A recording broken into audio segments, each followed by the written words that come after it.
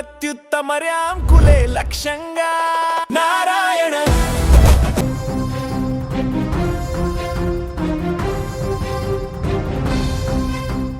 తెలుగు రాష్ట్రాల ప్రజలకు వాతావరణ శాఖ అత్యంత కీలకమైన హెచ్చరిక జారీ చేసింది. ఉత్తర బంగాళాఖాతంలో బలంగా మారిన అల్పపీడనం వాయుగుండంగా మారే సూచనలు కనిపించడంతో రాబోయే 3 రోజుల పాటు ఆంధ్రప్రదేశ్, తెలంగాణ వ్యాప్తంగా విస్తారంగా వానలు కురిసే అవకాశం ఉంది. ఈదురుగాలులు, తీవ్రమైన పిడుగుపాటు ప్రమాదాలు ఉన్నందున ప్రజలు అప్రమత్తంగా ఉండాలని అధికారులు సూచిస్తున్నారు. ఉత్తర బంగాళాఖాతం, పశ్చిమ బెంగాల్, బంగ్లాదేశ్ తీరాలకు సమీపంలో ఏర్పడిన అల్పపీడనం రాబోయే 12 గంటల్లో తీవ్ర అల్పపీడనంగా బలపడనుంది. ఇది క్రమంగా మరింత శక్తి పుంజుకొని వాయుగుండంగా మారే ప్రమాదం ఉందని వాతావరణ శాఖ స్పష్టం చేసింది.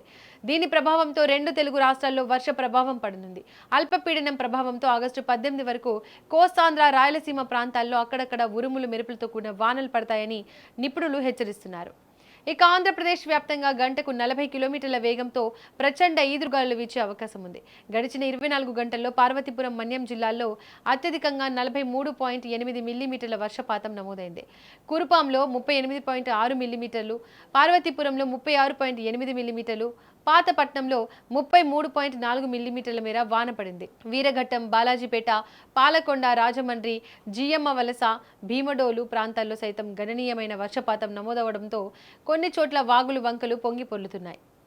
రుతుపవన ద్రోణి ప్రభావంతో తెలంగాణలో రాబోయే వారం రోజులు వానలు పడనున్నాయి. వచ్చే 3 రోజుల పాటు నేల ఉపరితల గాలులు గంటకు 30 నుంచి 40 కిలోమీటర్ల వేగంతో వీచే అవకాశం ఉందని హైదరాబాద్ వాతావరణ కేంద్రం తెలిపింది. ముఖ్యంగా ఉత్తర తెలంగాణలోని ఆదిలాబాద్, కొమరంభీం, ఆసిఫాబాద్, మంచిర్యాల, పెద్దపల్లి, జయశంకర్, భూపాలపల్లి, ములుగు జిల్లాల్లో 1-2 చోట్ల కుండపోత వర్షాలు కురిసే అవకాశం ఉంది.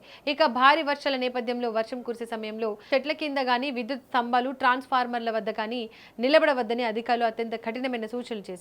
పిడుగులు పడే ప్రమాదం ఉన్నందున గ్రామీణ ప్రాంత ప్రజలు, రైతులు సురక్షితమైన కాంక్రీట్ భవనాల్లో ఆశ్రయం పొందాలి.